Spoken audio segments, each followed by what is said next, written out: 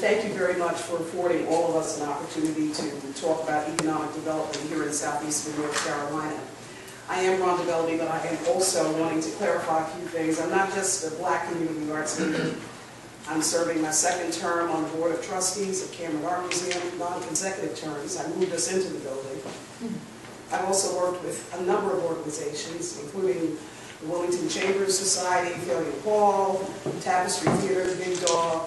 And I say that because I don't think that we should be pigeonholing ourselves into certain things. I come representing the arts community in general.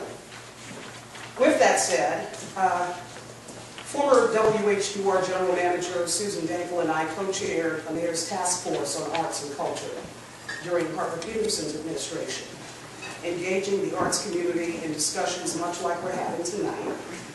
And over the past 2 years, of course, I've been a part of the steering committee that has been facilitated by the North Carolina Arts Council to look at this lack and what it means to our community, not just artists, but to the entire community and our ability to generate jobs. I am a director of the North Carolina Black Film Festival. Our dates are March 24th through the 27th next month. And I was just thinking just a little while ago about some of what we do. My festival, which is small compared to Cucaloris, which generates about $5.5 million each year. We rent hotel rooms. We have other facility rentals. We patronize our restaurants, award shops, printers, you name it, we're there.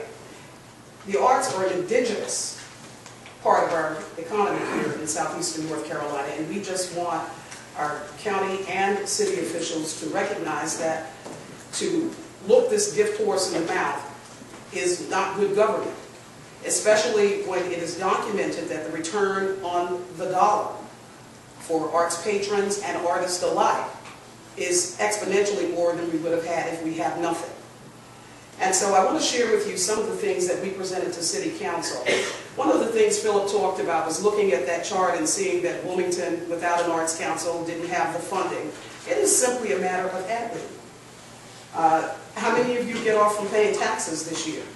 All of that money goes to a big pot in Raleigh and we get nothing back from the arts community? That's inequitable. But a few other things that I want to tell you about. We have 150 arts organizations here in the greater Wilmington area, 3,000 creative industry workers.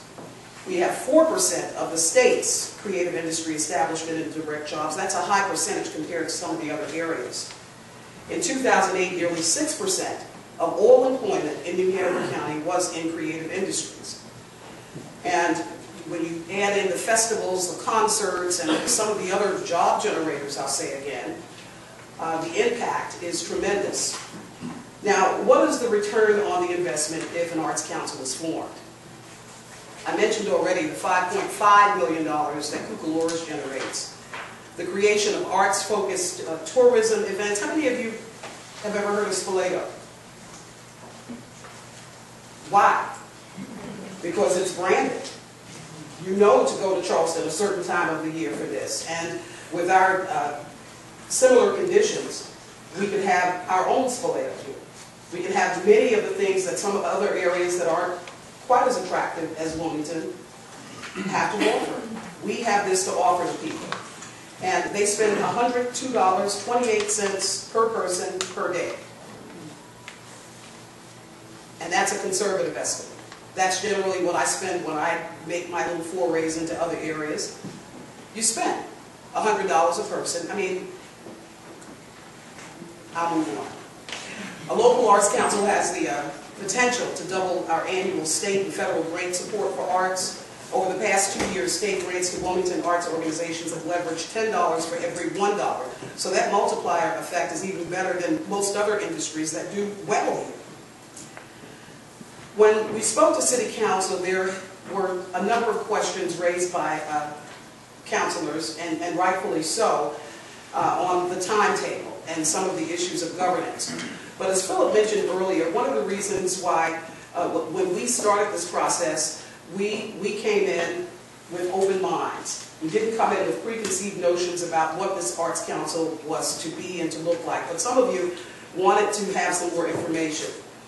If we get the support from City Council and County Commissioners secured, which we hope to do, what do we have, a month left, did we hear? Then we would begin the search for our executive leadership for the Arts Council.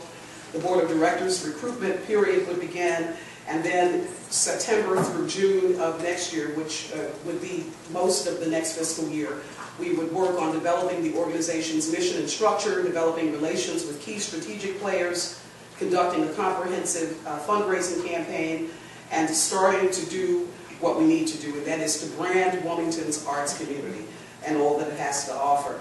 Now, we have several other of our committee members here, and I want to give them a chance to speak, but I want to say that I am speaking on behalf of 50 to 75 local arts and community leaders who were interviewed under the direction of this local steering committee and endorsed the need for an arts council. Many of them participated in a survey, an online survey that the Arts Council oversaw that looked at what we have here and what we lack.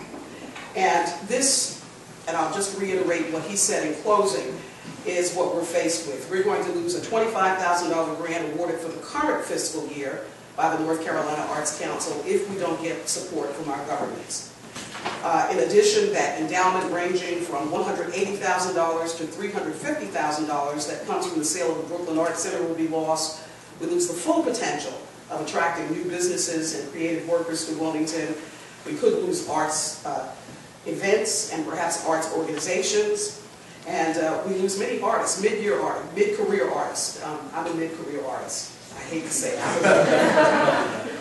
But we really have to have that infrastructure in place so that we become a clearinghouse for information, a vehicle for branding the entire arts community.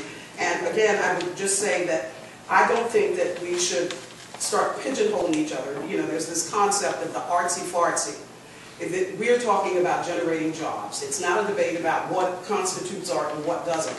It's about getting our fair share of what we send to Raleigh back to Wilmington to support artists here who all enhance the quality of life here in southeastern North Carolina.